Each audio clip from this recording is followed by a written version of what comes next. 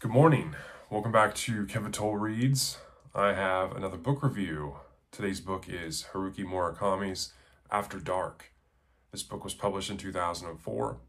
I got this copy of this book from Hyde and Reed. He sent me some books a while back. And this is an author that I've been wanting to get to for quite some time. And I've never really pulled the trigger on purchasing one of his books, so I was very fortunate that Hyde and Reed sent this to me, and I was able to read it. Hyde and Reed did suggest I read this at nighttime. I did read a majority of it at night. I can see why. This book really is very much into surrealism, which if you've seen some of my other reviews lately, I've been reading some really interesting books, The God of Endings, How to Lose the Time War, and now this one. Definitely not my traditional kind of genres, but I really enjoyed this. This was an interesting story. It's a surreal story about a girl named Mari and her sister Eri, and just one evening overnight where Mari comes across many I wouldn't say unsavory, but different characters in a place in Tokyo where she's not normally, doesn't normally frequent. And so she finds herself as a 19-year-old college freshman meeting some interesting people, and very loosely, somehow they're kind of interconnected, but they don't have their own kind of weird stories to them.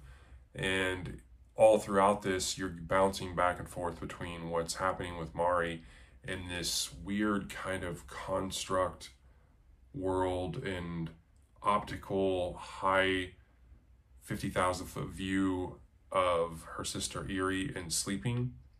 And yet there's this mysterious man that's viewing her as well, but you can't see his face type thing. So it's a very interesting premise. I enjoyed it. I thought it was very entertaining. It had me engaged. It's very loosely written in terms of it doesn't wrap everything up. So that's definitely one of the, if you don't like books that are very ambiguous and open-ended, this definitely is not for you. But this is heavy surrealism.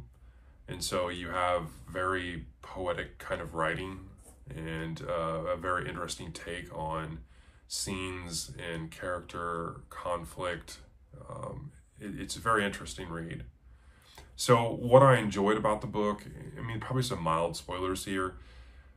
Mari and Takehashi is his name. Two young people. They have some interesting conversations. I really enjoyed their kind of repertoire. Their discussions about their lives, their backstories, how their parents and siblings and where they came from. I liked how it started with Mari and the Dennings, and he goes up to her, recognizing her sister, but yet you can tell he's interested in her. I liked how it bounced back and forth between what's going on with Mari and the characters as her night evolves, and jumping back to Eri in this kind of construct world through a television optic 50,000 foot view. It's really surreal. I thought that was interesting. I liked some of the conflict, had a little bit of conflict. There's this love hotel that's ran by Karo, I think is how you pronounce her name. She's kind of like the bouncer, and I really liked her character. I thought she was very interesting. I thought she had a lot to offer. Although Murakami doesn't really go down that. She has her place in the story, but he doesn't evolve it so much. I was kind of wanting a little more, actually. But they have a lady of the night that gets beat up, and she speaks Chinese, even though they're in Tokyo, Japan. Lo and behold, Mari speaks some Chinese, and so Takehashi, who knows Karu, suggests that she go and find her at the Denny's to help, kind of sort out what's going on, what happened, what took place. And so that's how they kind of get intertwined. It was an interesting story. It was an interesting part of the story.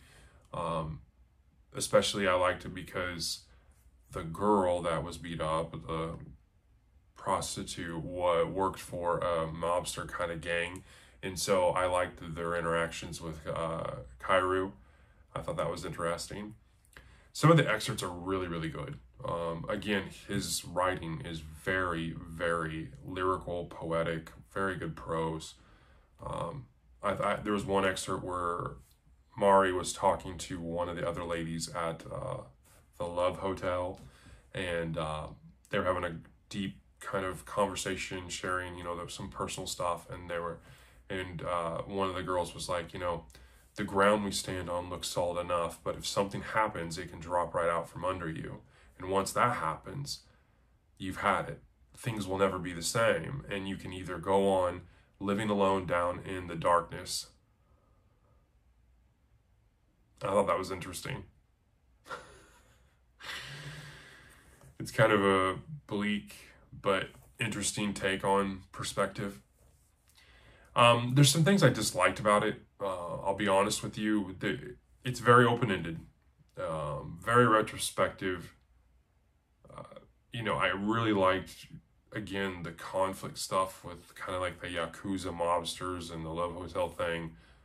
I thought you had a good premise of something there, but it really didn't go any further than that. And so I was kind of left wanting a lot more there. If you really like these great endings, I think this one is just kind of more open, and I don't think a lot of people like that. And so that's some of my dislikes about it. Overall, I thought this was a solid read. I gave it a 3.8. I thought it was interesting. I don't read a lot like this. I definitely could see myself reading some more from him. I definitely would research, some of what his other things, what people have come to like and consider some of his better works. I would definitely try him again. His writing style, his prose is top notch.